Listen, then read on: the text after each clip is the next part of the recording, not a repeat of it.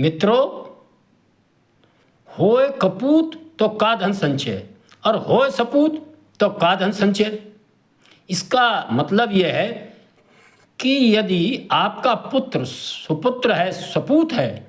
तो उसके लिए धन संचय करने की कोई आवश्यकता नहीं है। वह अपने पौरुष से, अपने विवेक से, अपने दिमाग से,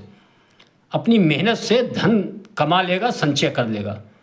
और यदि आपका पुत्र कुपुत्र है, उसमें गुण नहीं है, तो निश्चित ही आप कितना ही धन संचय करके रख जाइए, वह मिट्टी में मिला देगा। मित्रों, इस दोहे के माध्यम से हमारे बुजुर्गों ने ये एक जो शिक्षाप्रद बात हम सबके समक्ष की है, आज मैं इसी के माध्यम से आपका ध्यान देश की राजनीति ही नहीं, प्रदेशों की राजनीति में भी विभिन्न इस प्रकार के दल हैं जो अपने माँ बाप, दादा दादी की मेहनत के आधार पर, जिन्होंने बड़ी कठोर मेहनत कर उन दलों का निर्माण किया था, और किस प्रकार उन दलों को नेतृत्व करने का काम जब उनकी अगली पीढ़ी को सौंपा गया, तो अपने सपूत और कपूत होने के आधार पर किस प्रकार उनके आधार, उनके समर्थन और उन दलों को मटिया मेट करने का काम कर चुके हैं और कर रहे हैं लगातार। और कुछ ऐसे भी सपूत हुए जिन्होंने उनकी इस राजनीतिक विरासत को आगे बढ़ाने का काम किया, लेकिन यह संख्या बेहद कम है और उंगलियों पर गिने जाने लायक भी नहीं है मित्रों। लेकिन आज मैं चर्चा कर रहा हूं 37 सांसद आखिर कहां हैं और क्या कर रहे हैं। इस विषय से संबंधित आपकी बात आपके साथ राकेश मोहन त्यागी यूट्यूब चैनल के दद्दा मेरी आज 18 अगस्त के सायकालीन अंक में आप सभी को मेरी राम राम। दद्दा, 37 सांसदों से आप समझ गए होंगे कि उत्तर प्रदेश के मुख्य विपक्षी दल, जिसके मुखिया वर्तमान में अखिलेश यादव हैं, और समाजवादी पार्टी जिसका गठन उनके पिताजी ने बहुत संघर्षों के बाद स्वर्गीय पूर्व मुख्यमंत्री मुलायम सिंह यादव जी ने किस प्रकार पैदल चलकर, साइकिल चलकर, गांव-गांव, गली-गली घूमकर प्रदेश को मथ कर एक राजनीतिक दल खड़ा किया था, किस प्रकार अपने जाति के आधार पर एम-बाई गठबंधन यादव मुस्लिम के नाम पर वह जो गठन किया था, और इस दल गठन के बाद वह किस प्रकार 3-3 बार मुख्यमंत्री के पद पर भी रहे और उन्होंने प्रदेश को नेतृत्व देने का काम किया। मैं उनकी किसी नीति कैसी थी, क्या थी, इसमें न जाकर, लेकिन मैं एक बात जरूर कहूँगा कि कुछ नेता ही उत्तर प्रदेश में ऐसे हुए जिन्होंने गांव, गरीब और गलियारों की बात और खुशबू को सत्ता की राजधानी में पहुंचाने का काम किया था। उसमें मुलायम सिंह जी हों, कल्याण सिंह हों, श्रीमान राजनाथ सिंह हो, लालू प्रसाद यादव जैसे नेताओं का नाम प्रमुखता से लिया जा सकता है। हम उनकी नीतियों से सहमत हों अथवा असहमत हों, लेकिन मित्रों, मेरा विषय यह किस प्रकार चौथी बार मुलायम सिंह जी ने अपने नाम पर चुनाव लड़ा 1912 में, और उनके नाम पर ही प्रदेश की जनता, उनके समर्थकों ने भरपूर समर्थन दिया। पूर्ण बहुमत की सरकार दी, जिस सरकार को समर्थन को किस प्रकार श्रीमान मुलायम सिंह जी ने अपने पुत्र, युवा पुत्र अखिलेश यादव को सौंपने का काम किया और उनको मुख्यमंत्री बना दिया था। किस प्रकार 5 वर्ष उनके पुत्र अखिलेश यादव ने जो सरकार चलाई थी, उस सरकार के बीच ही किस प्रकार अपने चाचा, अपने पिता व अन्य इस प्रकार के जो उनके निकट के संघर्ष के साथी थे, जिन्होंने मुलायम सिंह जी के कंधे से कंधा मिलाकर इस पार्टी के तिनका तिनका जोड़ने का काम किया था, उनको किस प्रकार उपेक्षित किया, उनको किस प्रकार ठिकाने लगाया, ये हम सब ने देखा व जाना है। लेकिन इस क्रम में किस प्रकार जो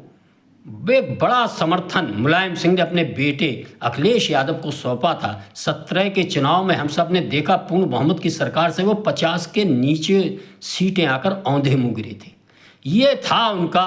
स्वयं का अपना प्रदर्शन। जब हम इसको देखते हैं कि का कपूत तो का धन संचय और का सपूत तो का धन संचय। मित्रों, इसके बाद लगातार 19 का चुनाव आया, इससे पहले वह 14 का चुनाव भी लोकसभा का अपने नेतृत्व में हार चुके थे, उसमें भी उनकी करारी पराजय हुई। लेकिन 24 के चुनाव में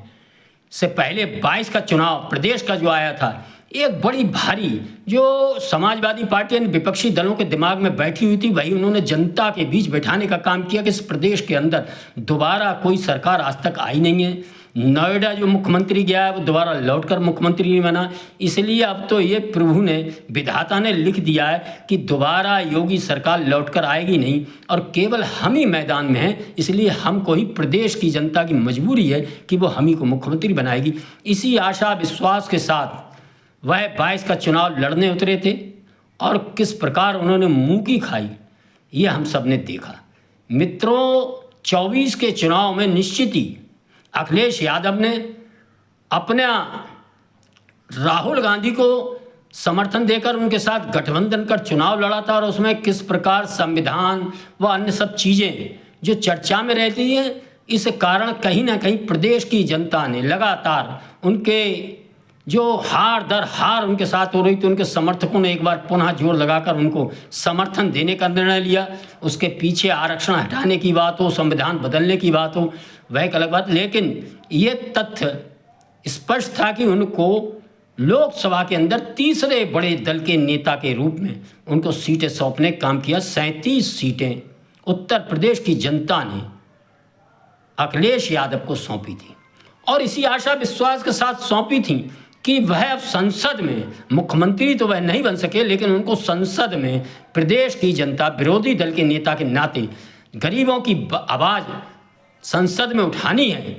और जिस प्रकार अखिलेश यादव ने अपने 37 समर्थक सांसदों को पूरी तरह दिमागी रूप से नक्सलवादी हो चुकी कांग्रेस व कांग्रेस के नेता राहुल गांधी के हाथों में सौंपने का निर्णय लिया था और किस प्रकार वह स्वयं ज़्यादा सीटें होने के बावजूद भी द्वैम दर्जे के नेता और एक कांग्रेस पार्टी, बड़ी पार्टी है राष्ट्रीय, सब उसके पिछलग्गू बनते नजर आए। ये हम सब ने आधा कार्यकाल वर्तमान लोकसभा का बीत चुका है, लेकिन उनके 37 सांसदों को आपने कहीं भी जनहित के मुद्दों पर बात करते नहीं देखा होगा। किसी भी संशोधन विधेयक पारित जो हुए हैं व अन्य कोई नियम, कायदे, कानून बने, उन पर कोई भी तथ्यात्मक जानकारी, तथ्यात्मक बात आज अखिलेश यादव व उनके सांसद, निश्चित ही उनके सांसदों में बहुत प्रतिभाशाली सांसद भी हैं, युवा सांसद भी हैं और विभिन्न वर्गों से आए सांसद हैं, किस प्रकार उनकी प्रतिभा का दमन समाजवादी पार्टी व कांग्रेस के नेताओं ने मिलकर किया और संसद को पूरी तरह न चलकर किस प्रकार ऐसे लोगों को की प्रतिभाओं का दमन करने के लिए हो हल्ला और एक नौटंकी का पात्र बनाने का काम किया। ये हम सब देख रहे हैं किस प्रकार संसद के बाहर वह लगातार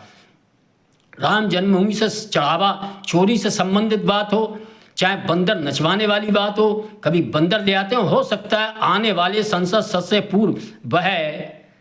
सांप और नेवला कहीं लेकर ना आ जाएं। और इस प्रकार देश की जनता और अपने समर्थकों, जो जिन मतदाताओं ने उन्हें उत्तर प्रदेश के अंदर भर भर कर समर्थन देकर 37 सीटें उन्हें दी थी, वह आज निश्चित ही निराश व हताश है। जिन महिलाओं ने उन्हें अपने समर्थन से, बहुमूल्य समर्थन से उनकी सीटें जिताई थी, आज वह उन्हीं महिलाओं के लिए 33% आरक्षण के आड़े किस प्रकार खड़े हो रहे हैं, किस प्रकार पुरजोर विरोध कर रहे हैं राहुल गांधी के नेतृत्व में। ये प्रदेश की और देश की महिलाएं देख रही हैं। आने वाले चुनाव में उसका निश्चित ही समाजवादी पार्टी के नेता अखिलेश यादव व उनके सांसदों को और उनकी पार्टी से चुनाव लड़ने वाले लोगों को इसका जवाब देना पड़ेगा। आखिर परसीमन का विरोध करने का मतलब क्या है? आप केवल इसीलिए चाहते हैं कि हमारी वंशवादी राजनीति चलती रहे, नए नेतृत्व, नए लोग अन्य विभिन्न वर्गों, समाजों, जातियों से संसद के अंदर अपनी बात ना रख पाएं और जो आपके साथ आ गए हैं उनको आप बोलने का भी मौका नहीं देते हैं। वे अपने क्षेत्र की जनता से जुड़े प्रश्नों को भी नहीं पूछ पाते हैं। पूछेंगे तो तभी मित्रों जब यह संसद चलने देंगे। इन लोगों ने एक मिला जुला कांग्रेस के नेता राहुल गांधी के नेतृत्व में जिस प्रकार से अपनी पार्टी के 37 सांसदों के भविष्य को सौंपा है, स्वयं अपने भविष्य को सौंपा है। मित्रों, इसी चुनाव में आप देखेंगे कांग्रेस पार्टी किस प्रकार उत्तर प्रदेश में भी इनको कहीं द्वैम दर्जे का अपना पिछलग्गू न बना दे, तो ये कोई आश्चर्य का विषय नहीं होना चाहिए। लेकिन मित्रों, अखिलेश यादव हैं, राहुल गांधी की तरह वह भी किसी के सुनते नहीं, समझते नहीं, मुंह में चांदी का चम्मच लेकर पैदा होने वाले इस प्रकार के राजनीतिक वंशज, जिनके माता पिता, दादा दादी ने बड़ी मेहनत से इन पार्टियों को खड़ा किया था, किस प्रकार इस पार्टी के जनाधार को वो तहस नहस कर रहे हैं। ये विपक्षी दल के नेता के नाते उनको सोचना चाहिए और आने वाले 27 के चुनाव में उनके जो आधा संसद का कार्यकाल बीत चुका है, बताने के लिए जनता के बीच कुछ है नहीं कि हमने इस विधेयक में आपके हित के लिए सरकार ये चीज़ नहीं ला रही थी, हमने ये शामिल कराई, हमने ये प्रश्न पूछे। केवल और केवल चंदा चढ़ावा चोरी के नाम पर वह जो नौटंकी करते नजर आ रहे हैं, कभी बंदर को कंधे पर रखते नजर आ रहे हैं, कभी राहुल गांधी के साथ काले कपड़े, कभी पीले कपड़े पहनते हुए संसद के बाहर जिस प्रकार नजर आ रहे हैं, जिस प्रकार अराजकता को बढ़ावा देने का काम करते नजर आ रहे हैं, इन सब बातों को जनता देख बस समझ रही है, अफसोस कर रही है कि किस आशा विश्वास के साथ एक समर्थन देने का काम किया था कि वह हमारी आवाज़ उठाएंगे, महिलाओं के आरक्षण, परसीमन व अन्य संवैधानिक कार्यों को संसद में होने देंगे और अपना पक्ष, जनता का पक्ष संसद के अंदर विस्तार से रखेंगे। लेकिन मित्रों, हम सब देख रहे हैं इस काम में समाजवादी पार्टी, उनके मुखिया व उनके सांसद न क्षेत्र में नजर आ रहे हैं, न संसद के अंदर बोलते हुए नजर आते हैं, वह केवल कुछ नौटंकियां करते नजर आते हैं। जौहर यूनिवर्सिटी को बचाने के नाम पर जिस प्रकार वह रामपुर में धरना प्रदर्शन देते नजर आते हैं, लेकिन उनके कोई भी सांसद आपको जनहित के मुद्दों पर विपक्ष के नाते कहीं भी आपको धरना प्रदर्शन करते हुए नजर आएंगे। मित्रों, इस अंक में अपनी वाणी को विराम देने से पहले मेरा अनुरोध है, इन अंकों को सुनकर लाइक करें, शेयर करें, चैनल को सब्सक्राइब करें, अपनी कीमती राय कमेंट के माध्यम जरूर दें। धन्यवाद। जय श्री राम, जय श्री वाल्मीकि भगवान, भारत माता की जय।